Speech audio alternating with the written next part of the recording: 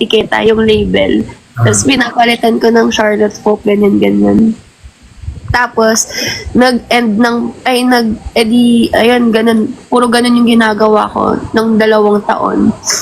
Tapos, nag-pandemic, di ba? Nag-lockdown. So, hindi na ako makatravel ng Thailand. Kaya sabi ko, shucks, paano na? Ano nang next step ko? Ganyan. Yun pa naman yung passion ko. Yun talaga yung Charlotte Folk, ganyan. Tapos yun, nag-decide ako na magkuha ng mga graphic designer, ganyan. Tapos, ayun, doon na nag-start. Paunti-unti na may sarili ng designs. Yun. Hirap noon, mag-isa. Pero pwede pala yun, eh. Yung itanggalin mo lang yung tag. I mean, I think technically, pwede naman siya. Yeah.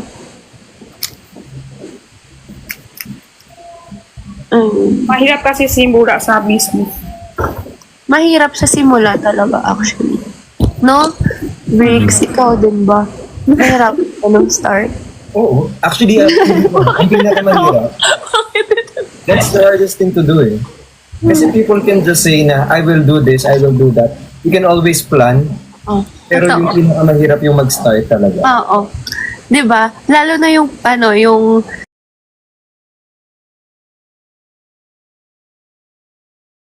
yung parang hala ano kaya? Tapos kung anong products ganun. 'Di ba? Nahirapan nga si Bricks doon sa brick shop. Ay, shop ba yung name mo? Ako din Charlotte. Charlotte din naman yung name nung sa akin. Hindi ko kasi alam na magbo-boom siya. Kasi mas mas mahipik ka kung sayo na yung dem. Mas mahipik ka yung laptop mo. Gusto mo perfect.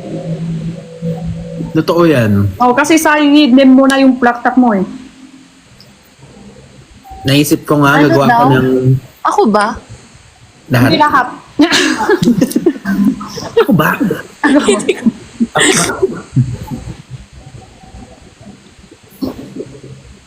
Naisip ko gumawa ng business pangalan ko sa anak ko. Tapos na-realize ko, shit, pag di nag-work, Pwede, maganda. Yung pangalan mo yung dem.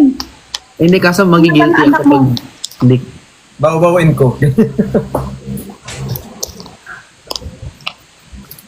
Papa? Di ba Alex ba? Alec. Oh, Alex.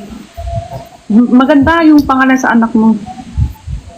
Pansinin ko daw si Chani. Chani. Ano nang yan? Someone nang yan. Ay, doon sa dito sa saray. Hey, someone. Someone ka naming lahat ngayon.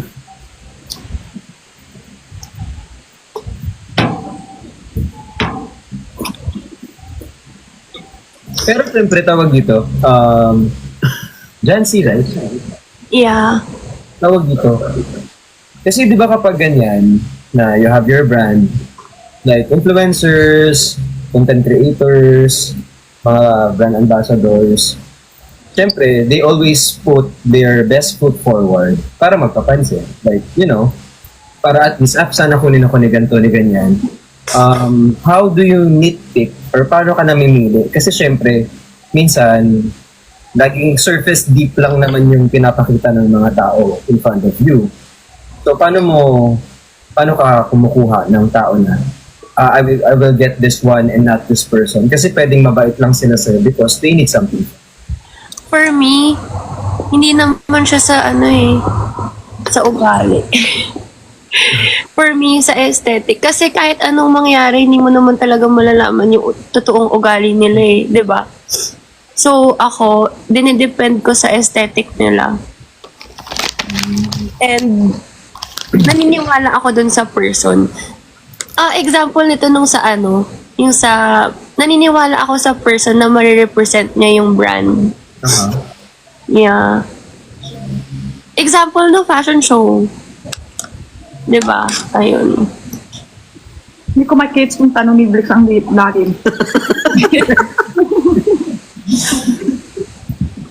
Paano magdiwala sa taohan niya?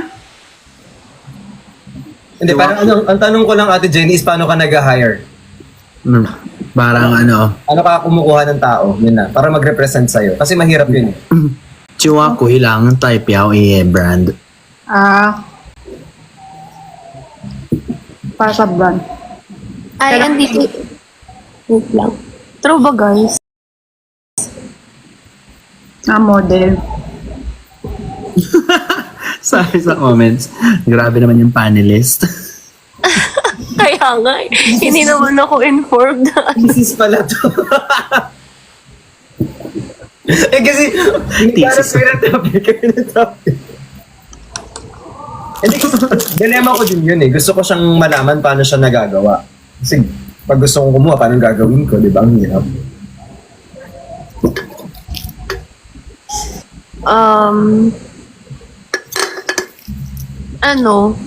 For me, paano ko ba siya ayun eh, for me depende talaga sa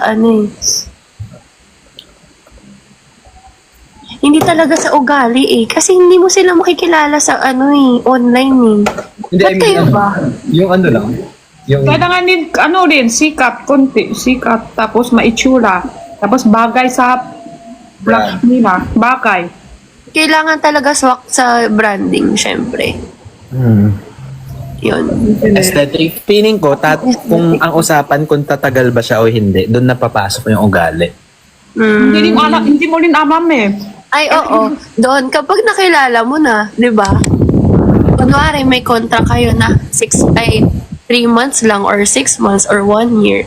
Tapos dun sa loob ng na yun, nung period na yun, syempre, nag-ano na kayo, nag-shoot na kayo niyan, di ba? Nag-meet na kayo niyan.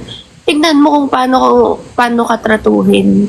Paano i-represent yung brand mo.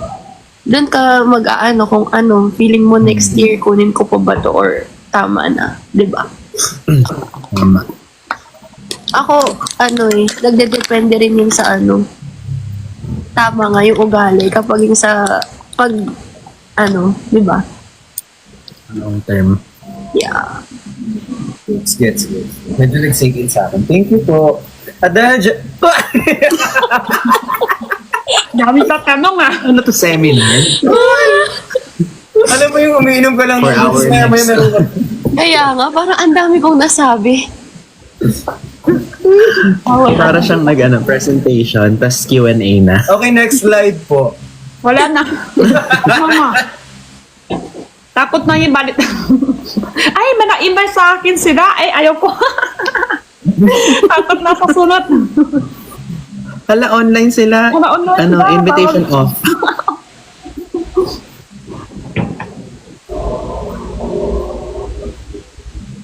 Sino pa ba yung mga nyo, yung squad?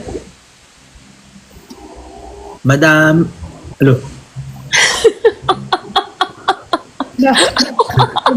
wala na pala.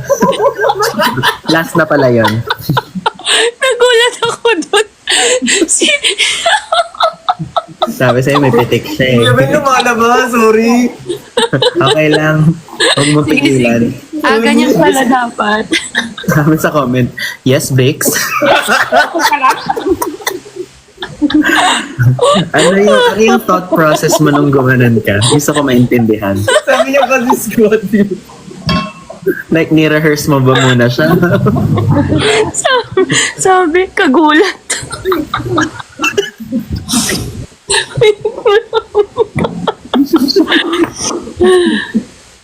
Kanina ang lalim ka ng tatanong, ngayon bigla nakaganon ka na. Makuha ko na kasi yung gusto kong sagot.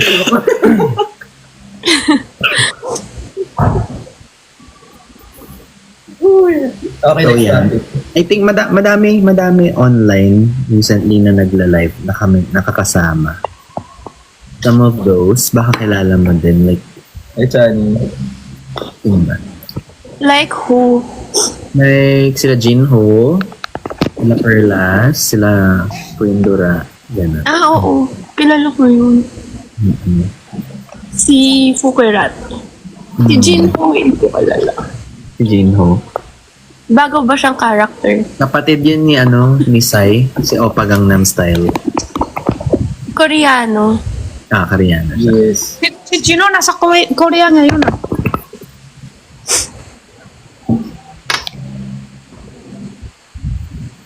Okay. Anong, nyo, itinerary sa, yun, Seoul? Yan na naman yung topic. May mga topic na naman. Ay, natanong na ba Kuya yun? Ben yung mahilig maglabas ng topic. Thank you, Kuya Ben. Ilang araw kayo dyan? Bakit sa Myeongdong? Wait lang, sobrang passionate kasi ako sa Korea. Okay. No, wala. Actually, whenever I travel with my family, wala kaming itinerary. Hmm, Ganun. Coffee shop lang, mga aesthetic. gets. Topic about love life daw. Yan ang rando. Ba't hindi ikaw yung mag-start? Ikaw yung ng away. Bakit? May pinagdadaanan ka ba? Ay, wala. Masaya po ako. Really? Malalaman mo pag may pinagdadaanan siya, umiiyak siya sa Oh? Hindi. Oo nga, laki yung iyak sabay. Hindi mababaw kasi yung luha ko eh. So, huwag masaya ako, napapaiyak ako. So, meron ka palang someone. Si Chani, no? Yan, no? Yung nagko-comment. Napansinin ko daw. Nagko-comment ka mo pala na dun. Siya lang Pero ko, baka mag-away kayo. Baba na ako. Saan po kayo punta? 7-Eleven. Gusto, dapat ganun tayo, no? Pag aalis na, yung simple lang. Baba na ako.